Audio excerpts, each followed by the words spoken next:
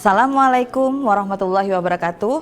Salam sejahtera, selamat pagi anak-anak Indonesia. Kembali lagi dalam program kita Sekolah Yuk, waktunya kita belajar. Pembelajaran kita hari ini adalah mata pelajaran PPKN bersama Ibu Farida. Anak-anak Ibu, bagaimana kabarnya hari ini? Ibu harap kalian dalam keadaan sehat dan dalam lindungan Allah Subhanahu wa Ta'ala, Tuhan yang Maha Esa. Tetap semangat belajar dari rumah dan jaga kesehatan ya. Pembelajaran kita hari ini masih di bab 2, yaitu tentang menumbuhkan kesadaran terhadap Undang-Undang Dasar tahun 1945. Melanjutkan materi pembelajaran sebelumnya dengan pokok bahasan kedudukan peraturan perundang-undangan dalam sistem hukum nasional. Sebelum kita memulai pembelajaran hari ini agar mendapat berkah dan ilmu yang bermanfaat, marilah kita berdoa menurut agama dan kepercayaan masing-masing. Berdoa mulai. Selesai. Anak-anak, tujuan pembelajaran hari ini diharapkan kalian dapat menjelaskan kedudukan peraturan perundang-undangan dalam sistem hukum nasional. Pembelajaran hari ini sangat bermanfaat loh bagi kehidupan sehari-hari. Kita sebagai warga negara yang tidak terlepas dari yang namanya aturan. Kalau memahami pembelajaran hari ini, kalian akan mampu menerapkannya dalam kehidupan sehari-hari. Dan kita akan ciptakan ketertiban di dalam masyarakat. Tuh kan, kalian punya peran penting loh dalam negara ini. Untuk itu, kalian wajib menyimak dengan seksama pembelajaran hari ini. Sebelum lanjut ke materi, kita istirahat sebentar ya. Jangan kemana-mana, tetap stay di stasiun TV kebanggaan kita, TV Tabalong.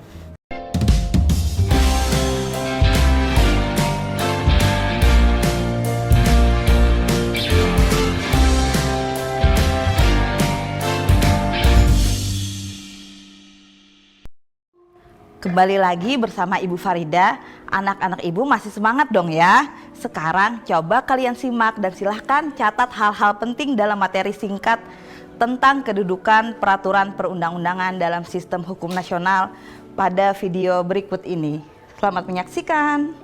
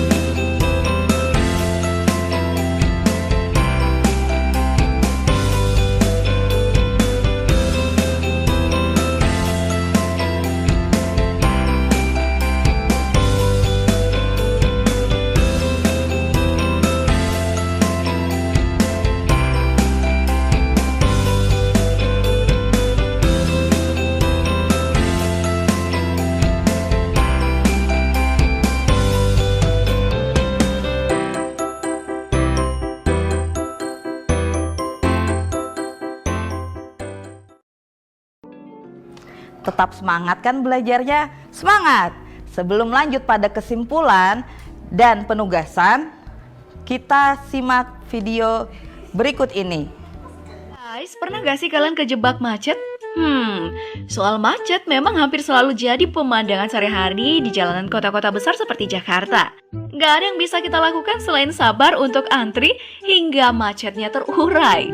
Tapi ternyata ada beberapa kelakuan sopir yang bikin geleng-geleng kepala dah. Beberapa oknum sopir ngotot pengen didahulukan dan gak ada yang mau ngalah. Akibatnya malah bikin kacau. Nah, mari kita lihat deh aksi beberapa sopir ngotot berikut ini. Tapi mobil box versus MPV. Kalau kejadian yang satu ini pasti kamu tahu mana yang bikin kesel. Entah apa yang ada di kepala sopir mobil box sampai-sampai menerobos jalur berlawanan. Padahal jalurnya lancar-lancar aja.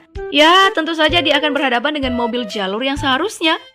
Bukannya kembali ke jalur normal, si sopir mobil box malah ngotot meringsek maju, mencoba melawan arus mobil MPV di hadapannya. Dan dia akhirnya mundur setelah seseorang meneriakinya. Hanya dia dan Tuhan yang tahu, dia sebenarnya mau kemana.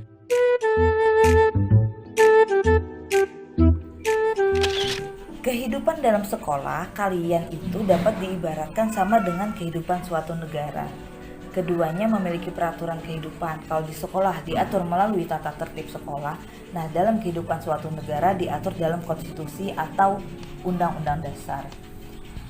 Seperti yang kalian ketahui, manusia berkedudukan sebagai makhluk individu sekaligus makhluk sosial, di mana mereka kecenderungan hidup berkelompok untuk memenuhi kepentingan dan kebutuhan hidup. Karena mereka memiliki kepentingan masing-masing, otomatis mereka ingin kepentingannya didahulukan. Tidak jarang kepentingan mereka saling berbenturan sehingga terjadi kekacauan.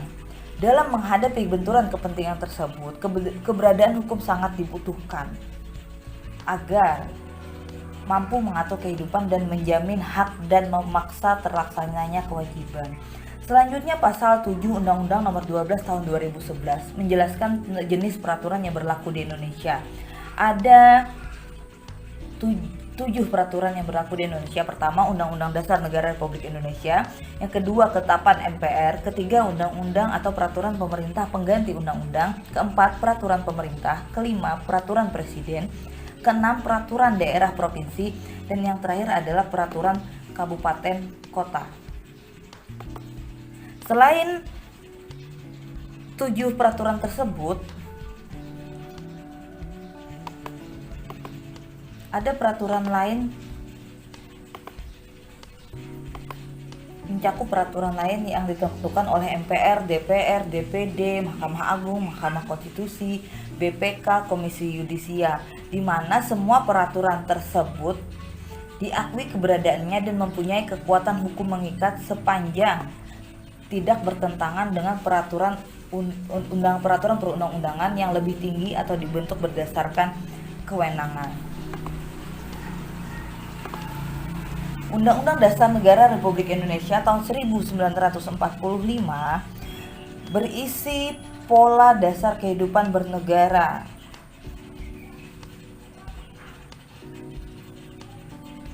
Semua peraturan perundang-undangan yang dibuat di Indonesia itu tidak boleh bertentangan dengan Undang-Undang Dasar Negara Republik Indonesia. Semua peraturan perundang-undangannya dibuat di Indonesia harus berpedoman dengan Undang-Undang Dasar Negara Republik Indonesia tahun 1945. Setiap warga negara Indonesia wajib patuh kepada ketentuan yang terdapat dalam Undang-Undang Dasar Negara Republik Indonesia tahun 1945. Kepatuhan tersebut akan mengarahkan kita pada kehidupan yang tertib dan teratur. Ketertiban dan keaturan dalam kehidupan bernegara akan mempermudah kita mencapai yang namanya masyarakat yang sejahtera. Sebaliknya, jika kita tidak mematuhi peraturan perundang-undangan yang ada di Indonesia, maka akan terjadi kehidupan yang mengarahkan ketidakharmonisan. Akibatnya akan terjadi kerenggangan dalam masyarakat dan lebih jauh lagi perpecahan dalam suatu negara. Siapa yang akan dirugikan? Betul, semua warga negara Indonesia. Karena hal itu dapat berakibat tidak terwujudnya kesejahteraan, bahkan mungkin bubarnya negara kesatuan Republik Indonesia. Untuk itu, marilah kita berkomitmen untuk melaksanakan peraturan perundang-undangan di Indonesia.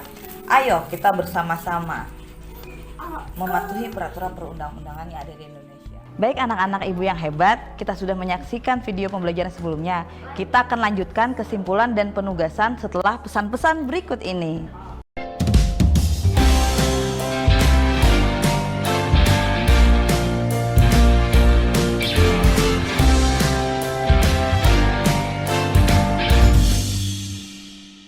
Anak-anak ibu, mari kita buat kesimpulan dan menguji pemahaman kalian melalui tugas berikut ini. Jangan lupa persiapkan alat tulis kalian. Silahkan.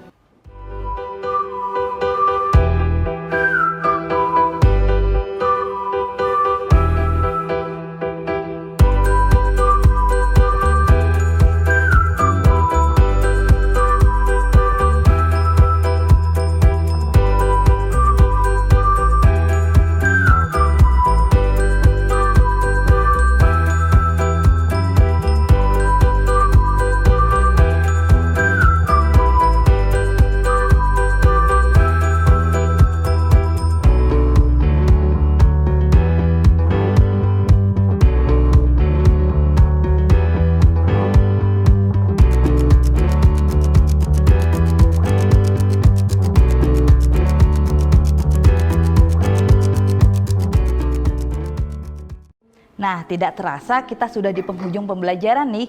Bagaimana belajar PPKN itu seru dan menyenangkan. Sebelum mengakhiri pembelajaran hari ini, Ibu ada pantun protokol kesehatan buat kalian.